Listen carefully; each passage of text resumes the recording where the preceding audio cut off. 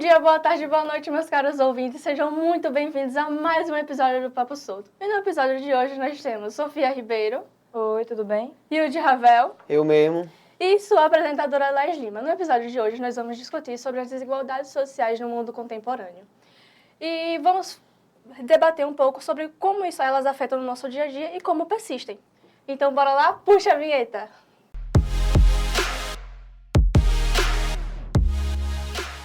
Bom, para dar um breve contexto, apesar de nós vivermos na era da tecnologia, ainda vivemos em uma sociedade em que as desigualdades sociais persistem e muito.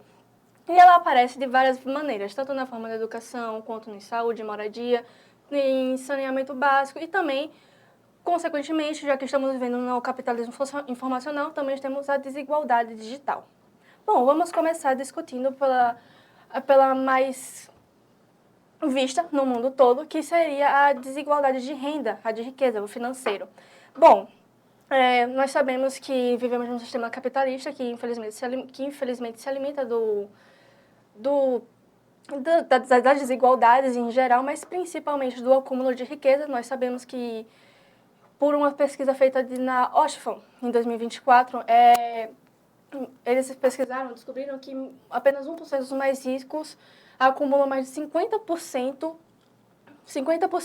da riqueza mundial. E no Brasil, em média, 1% dos ricos, dos brasileiros, eles ganham em média 38 vezes a mais que as pessoas de classe média e classe média baixa, perdão.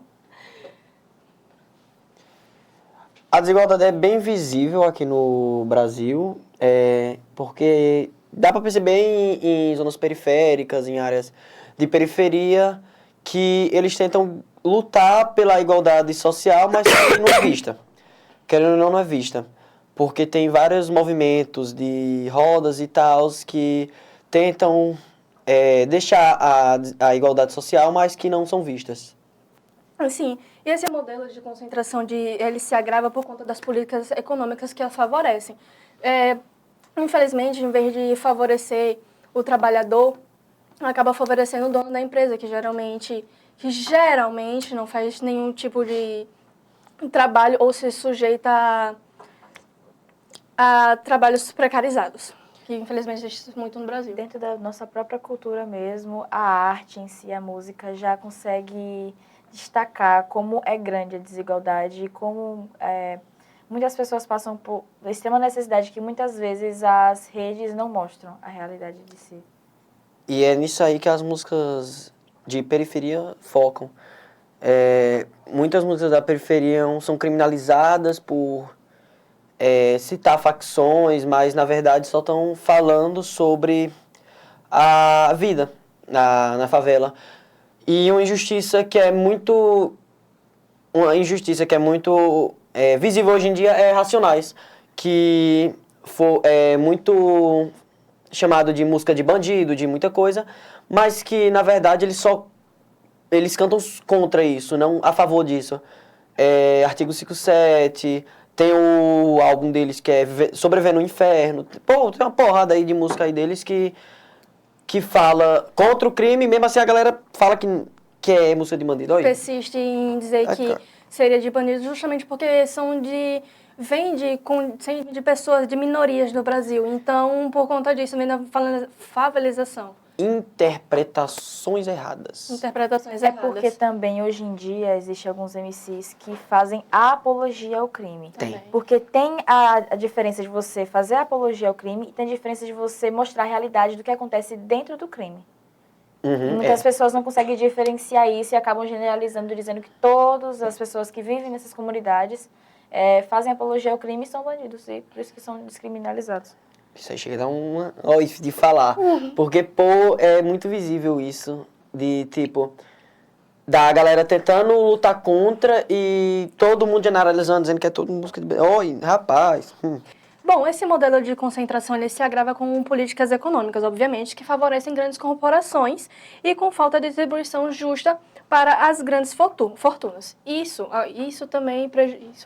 consequentemente afeta o custo de vida da sociedade de classe média e baixa, como eu havia citado anteriormente, fazendo com que fazendo com que o custo de vida aumente e o salário, e você sabe que o salário das pessoas, o salário mínimo costuma dificilmente aumentar, por mais que existam vários projetos, eles nunca entram ou acabam entrando em vigor, e até mesmo passando por câmeras e etc., fazendo com que muitas pessoas acabam se sujeitando a trabalhos extremamente precarizados e etc. Vá no Brás, lá em São Paulo, pra você ver. O bagulho lá é tenebroso. Brás? No Brás. Vai ter. Brás é tipo a 25 de março. Rapaz, me falaram que comprou no Brás pra vender na 25 de março. Lá, lá é um monte de japonês, lá, galera de fora que veio pra cá e não conseguiu um custo de vida. E começou a trabalhar na rua mesmo. Tem um monte de camelô lá. E aí a galera não conseguiu emprego, não conseguiu uma boa vida e foi vender as coisinhas na rua. Tenebroso lá no Brás. Mas as capitais tendem a ter um custo de vida maior, bem mais né? alto, Tem bem mais alto, mas Aracaju, eu não sei se foi Daniel que me falou isso, mas eu lembro que alguém nosso professor, Daniel, nosso professor, alguém me falou que Aracaju é uma das capitais mais baratas de se viver no Brasil. Sim, foi ele. Ele falou isso Foi, em várias né? aulas, diversas aulas. Ele falou que, por conta de ser um menor estado também, a capital é uma das mais baratas. E, bom, como repertório, o Karl Marx, no seu livro, ele já alertava que se o capitalismo ele não fosse regulado, ele geraria essa geração de desigualdade, tanto cultural e em outros aspectos. Agora, indo para desigualdade educacional, que se refere à qualidade de ensino, materiais e professores didáticos.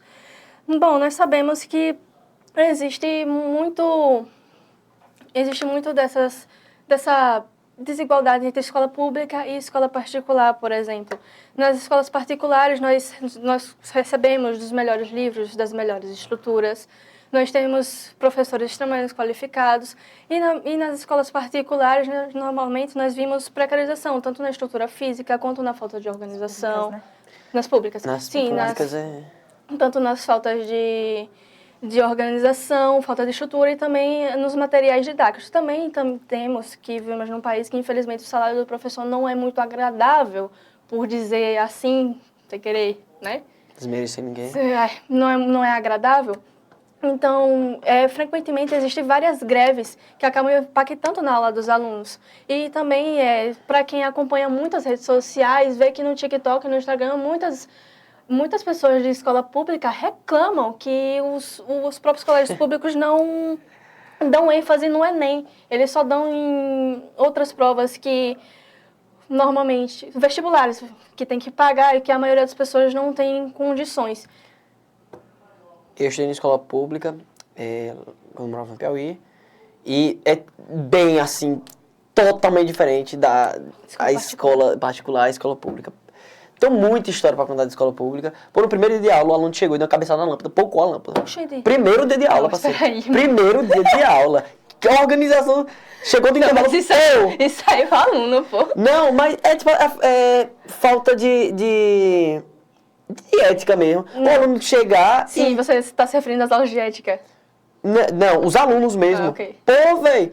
Tipo, o cara chegar e dar uma cabeçada na lâmpada. Tinha um professor, pô, que ele parou de dar aula pra gente. Ele só falou, não quero mais dar aula pra turma de vocês. E não deu mais aula pra nossa turma. Ele simplesmente não deu. Não deu mais. Ele dava aula pra todo mundo, menos pra nossa. Que eles pensou. Aí, tipo, retocaram o professor. Trocaram o professor. Trocaram o professor. E ele não dava mais aula pra gente. Tipo assim, ele era de matemática. E ele tinha muita aula na semana. Era tipo assim, papo de 4, 5 aulas dele na semana. No total. E a gente ficou umas 4, 5, uma semana mesmo, sem aula dele, porque ele não queria. não quis dar aula. Bom, também existe a falta Sofia? de punição, tanto para os alunos quanto os professores. Que Teve punição nenhuma pra ele, só... Então, existe essa falta de punição. E também, voltando a um repertório recente, né, que foi o caso da pandemia. De acordo com a Unicef, em 2021, cerca de 5 milhões de crianças e adolescentes ficaram sem poder acompanhar as aulas remotas, que também envolve um pouco da desigualdade digital, que eu havia citado no começo, porque elas acabam não tendo acesso à internet, acesso a computadores, acesso a celulares. E também existiram essas escolas que não davam esse tipo de aula, que não davam esse suporte, que os professores não tinham esse acompanhamento também. Muitas vezes pela falta da oportunidade, né? Porque a questão infraestrutural da escola Por exemplo, se um aluno do interior, de escola pública ou tanto particular, se aquela região não tiver aquele apoio financeiro para poder investir naquele colégio, para conseguir dar materiais didáticos para todos os alunos, até que não teria esse problema, né? Mas não é o caso. Materiais didáticos também a gente não se refere somente a livros, né? A gente também se refere à mochila, às fardas, os materiais de escrita e etc. As escolas aqui de Sergipe fornecem essas coisas. Sim. As escolas aqui, pelo que eu sei, né? Até onde eu sei. As escolas de Sergipe fornecem cadernos, essas coisas. Por 5 milhões de pessoas, é muito... Puxa, tem mais gente que Aracaju, 5 milhões, parceiro, dá 5 Aracaju. Imagine 5 Aracaju sem estudar. Rapaz, gente que só... Pô, 5 milhões de gente sem estudar. Eu vejo muitos meus amigos não estudarem por conta da pandemia, repetirem de ano, porque a mãe falou, não aprendeu nada, volta um ano. E aí, sem estudar, tava ruim. A pandemia foi complicada para estudo mesmo. Sim, para todo mundo, até para quem tentava. Até para quem tentava. Imagina para quem não tentava. Para quem tentava, para quem não tentava, para quem tinha acesso, para quem não tinha. Mas, enfim, e nós sabemos, e falando sobre reprovação da época de pandemia, tiveram, além de ter muitas reprovações, também teve muita desinformação, porque rolou uma fake news dizendo que as escolas eram obrigadas a passar, sendo que nenhuma escola foi obrigada a passar, mas mesmo assim ainda tiveram escolas, tanto públicas quanto particulares, que passaram alunos, mesmo o aluno não batendo a média, mesmo o aluno não frequentando as aulas online. Então, tipo assim, isso gera algo extremamente prejudicial para o crescimento, tanto econômico do país, quanto para a vida daquela pessoa, porque a gente sabe que sem algum tipo de ensino superior, a gente raramente vai conseguir emprego, justamente como você disse no caso de São Paulo, do Brás. Várias pessoas vão ficar dependendo justamente de camelô, podem sim ter uma vida digna com esses trabalhos, mas ainda assim não vai ser ela não vai alcançar o seu ápice, não vai ter... Trabalhar de 6 da manhã até 6 da noite, tipo, sem parar, hora de almoço, sabe lá, deu os 30 minutos e para ganhar menos de salário mínimo. É tenebroso. Falando das escolas, teve muita escola que fechou. Muita escola que fechou. Porque não tinha estrutura para manter e tudo. E acabou fechando. Porque às vezes não podia dar online, atrasando salário de professor, teve muitas questões. Comentou sobre isso. Daniel comentou. Que escolinhas pequenas aqui em Sergipe, que muitos de vocês, por exemplo, um caso de Rafael, nosso colega. Rafael, sim, eu ia falar dele. Que ele passou o ensino fundamental 1 dele todo num colégio, aí chegou a pandemia, o colégio fechou porque os pais pararam de matricular os filhos pelo simples fato de acharem que eles não iriam aprender online. Sim. Ou por não ter oportunidade e tal. E também pensando no fato de que as escolas estarem formando os alunos na pandemia, mesmo sem nenhum tipo de frequentar aula, escolaridade nem nada, a gente tem que começar a se perguntar quais profissionais a gente está formando para o nosso país. Sim. Só vai degradando. E também tem, em questão de crianças, não tanto adolescentes, mas em questão de crianças. E também pessoas que possuem problemas que são neurodivergentes, eles precisam de acompanhamento. E na hora das aulas online, às vezes não tinha alguém para dar esse suporte, entende?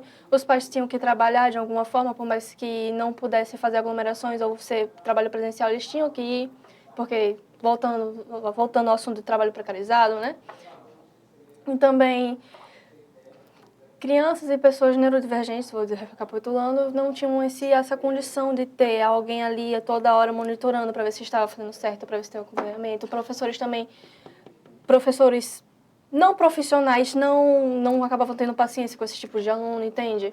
Muitas das vezes, na época da pandemia, eu lembro, vou admitir, poucas vezes eu entrava na aula online, mas quando eu entrava, geralmente tinha mais de 5 alunos que acabavam não conseguiam entrar, porque não conseguiam acessar o link, porque era uma plataforma da escola mesmo, elas não conseguiam acessar o link daquela aula. Aí, os professores simplesmente não tinham paciência, entende? Para ficar falando toda hora com o aluno, se conseguia entrar, até porque isso não era só questão de paciência, também perdia muito tempo de aula, entende? Então, acabou precarizando muito os direitos das crianças, dos adolescentes, das pessoas que precisam de ajuda. E passou muito rápido, tipo assim, quando começou a pandemia, eu tava no 6º ano, sim. A gente tá indo pro 3º. A gente tá quase já tá quase terminando a escola, velho, quase no 3º ano. Vou chorar. Não chora não, quero que eu chore também. Peraí, não, parou. Olha, pouco começo eu tava no sexto ano, tava entrando no sexto ano e agora já tô terminando a escola e ainda tem sequelas da pandemia por aí. Sim. Pô, é um bagulho Deixou- muito louco. Foi um momento, globalmente falando, muito sensível. E eu tava pensando ontem, antes de dormir, quem tá nascendo agora vai estudar isso, Isso, negócio de é um livro de história. Eu momento- tava pensando nisso ontem à é noite, eu algo tava dormindo. histórico. Algo histórico, pô, que tipo, a gente viveu e que nossos filhos vão perguntar como foi isso aí. E o povo vai... Eu vou aumentar, já ouvi que eu vou aumentar, falar. Foi, tipo assim... A rua era tenebro- todo mundo deserto, Era ninguém tudo- saía de casa, Era. não Na minha cidade, pô, teve muito pouco caso. Veio começar a ter caso em 2022, 3 casos no interior do Piauí. Então, Sim. interior do Piauí, né? Pelo amor de Deus. Aí, tipo assim, só fechou as escolas e pá, mas tipo assim, todo mundo andando na rua normal. Porque, pô, não tinha caso, não tinha nada. Então, tava de boa. Mas tinha conhecimento? Tinha, como assim? Conhecimento De sobre- tudo, não, conhecimento de tudo. Lá tem internet, né? Não. É interior, mas calma lá. Tem vida lá. Perdão. Terra lá. Bom, voltando nesse assunto sobre a pandemia, também temos a desigualdade digital. E como eu havia citado, nós estamos na era do capitalismo informacional, ou seja, cada informação tem um preço, cada informação vale ouro. E nós sabemos que se você não tem acesso à internet, se você não tem acesso a um computador, um celular, uma TV, qualquer coisa que seja, você sabe que você perde muita coisa, tanto chances de emprego, tanto chances para crescer o seu negócio e outras coisas. Hoje em dia, vale mais um perfil no Instagram do que um currículo em papel. Pior que Sim, é. essa propaganda se vende muito e realmente vários jovens hoje em dia tendem a seguir por essa carreira por tender a ser a mais fácil. Inclusive, existem vários jovens que propagam ter virado milionários vendendo cursos. Entende? Então, eu vejo, tipo assim, você vai fazer uma tatuagem, exemplo. Vocês vão no perfil do cara, vocês vão olhar o Instagram dele ou vocês vão olhar o currículo dele? Olhar a rede social e É. ver o trabalho dele visualmente. Exatamente. Tipo assim, você vai no Instagram dele primeiro, antes de ir atrás do currículo, qualquer coisa. Isso é um exemplo de tatuagem, mas qualquer outra coisa, um dentista, você vai fazer uma cirurgia, você vai atrás do Instagram, não do currículo do cara. Sim, até sendo pessoas influenciadoras ou não. Hoje em dia, a nossa rede social virou o nosso currículo. Porque qualquer coisa a gente não vai perguntar pra pessoa, não. A gente primeiro vê as redes sociais dela porque é o mais fácil, é o mais acessível pra gente, né? Isso, eu sou lutador. Eu não tenho nada no Instagram de luta. Nada, nada, nada. E todo mundo que eu luto e eu pego o Instagram tem todo mundo lá de luta. Só eu que não tenho. Eu tô me prejudicando em minha carreira de luta. Eu sei disso, porque vamos patrocinar esse atleta. Não tem nada. Não tem uma foto minha. Mas você deseja virar atleta? Talvez. Eu desejo. Tipo assim. É uma opção. É uma opção. Mas, tipo, não tem nada no meu Instagram. Eu já ganhei porrada aí de medalha e não tem um ano no meu Instagram.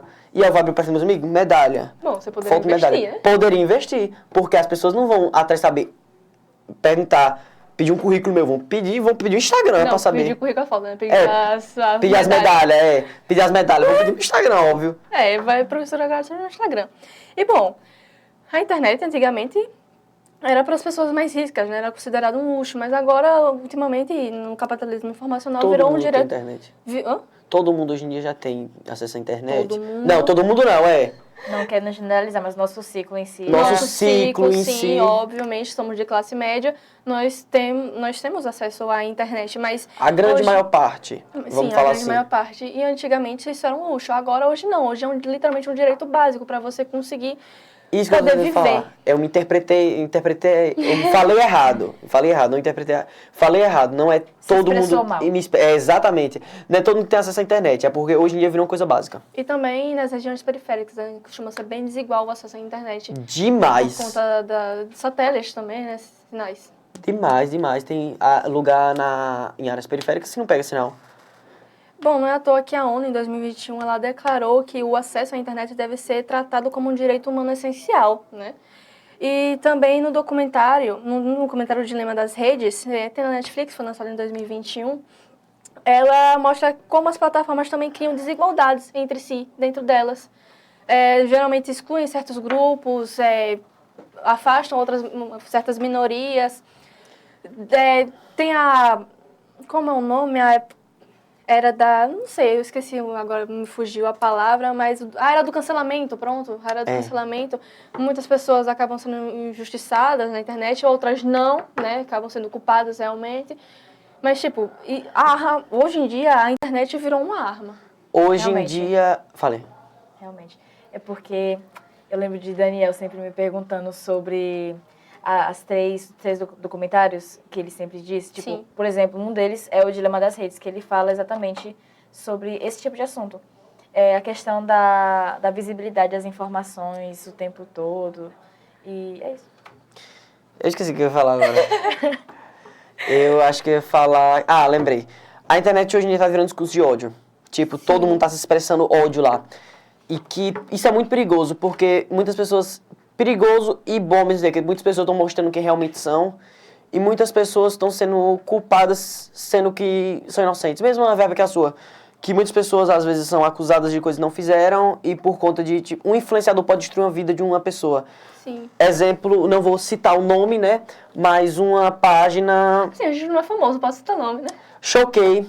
Falou que uma menina ficou com o Whindersson e tudo. Acabou com a menina, se matou. Porque a Choquei postou um negócio. E todo mundo começou a atacar hate na menina e tudo. E ela se matou. A gente tem que ter bastante cuidado, né? À toa que deve existir.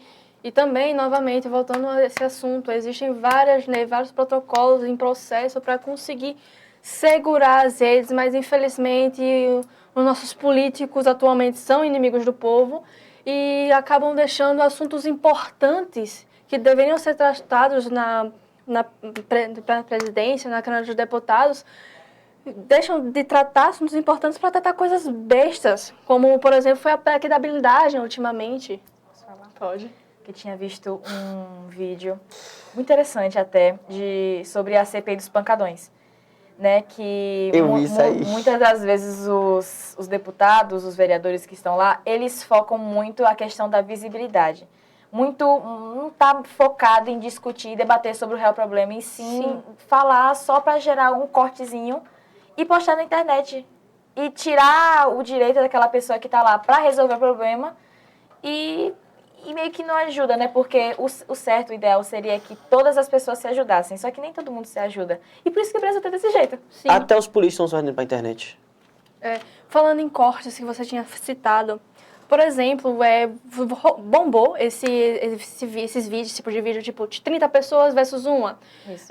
Muito disparou de uma vez. Bombou Muito muito. bom. É muito bom, realmente, eu assisto alguns. E falando sobre um comunista versus 30 conservadores, não sei se vocês assistiram, vocês viram que foi um deputado debater com o Jones, Jones, se eu não me engano é Jones, Sim. que era o comunista que estava debatendo, e ele basicamente sentou na cadeira para debater com o Jones e simplesmente... Jones, não lembro, perdão.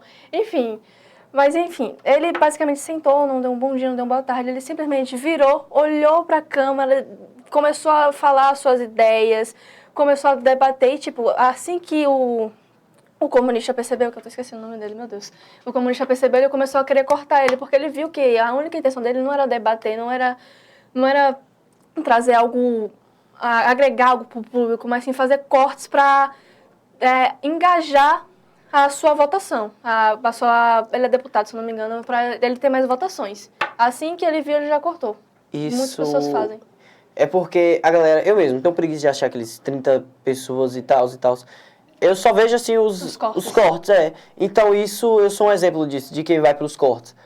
E que, tipo, num cenário que a gente tá hoje, que todo mundo só vai pros cortes, é muito fácil ter essa manipulação. Sim. De votos, de pessoas. É porque é muito fácil de se tirar algo de contexto, principalmente com o crescimento da IA ultimamente, né?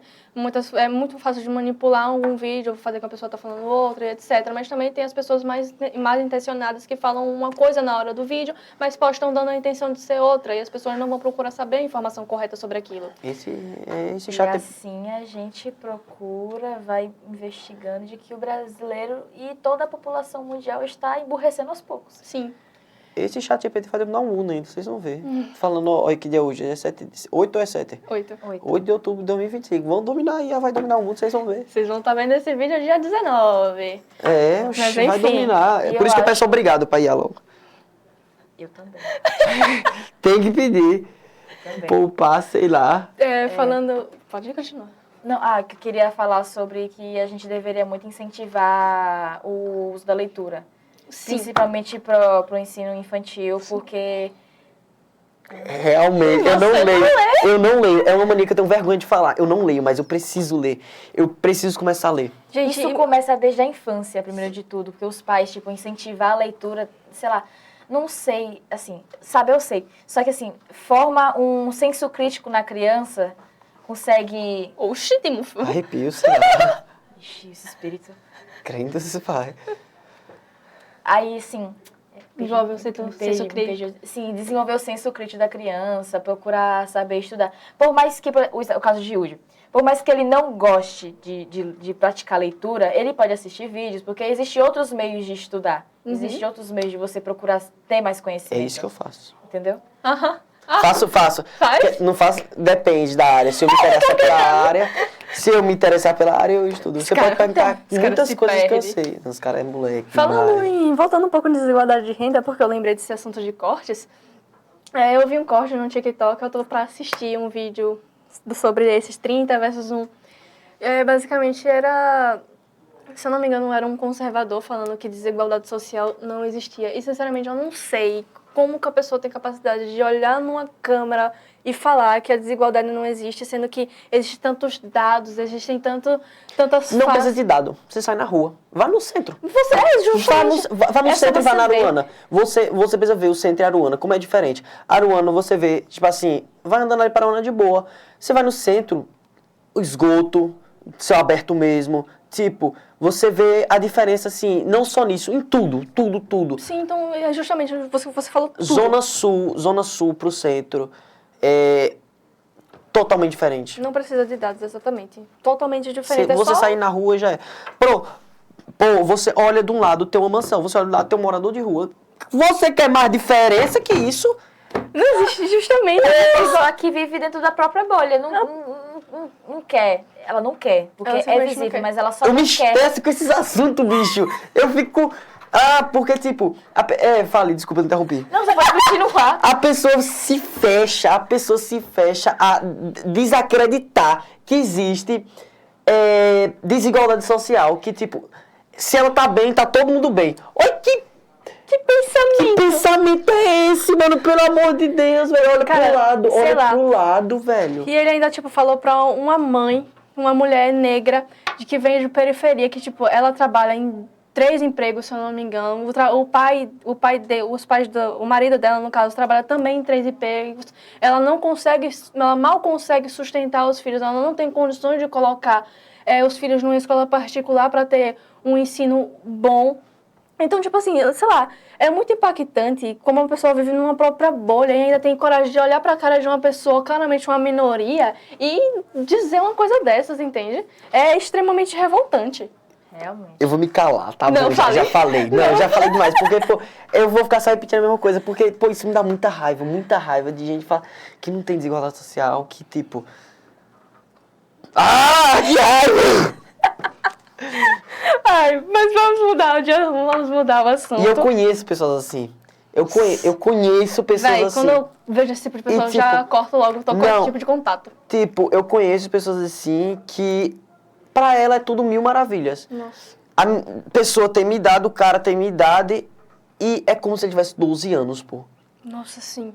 Porque Isso não tem... não dá, velho. Acredita que, tipo, tudo tá perfeito, tudo tá massa. Todo mundo tem um prato de comida.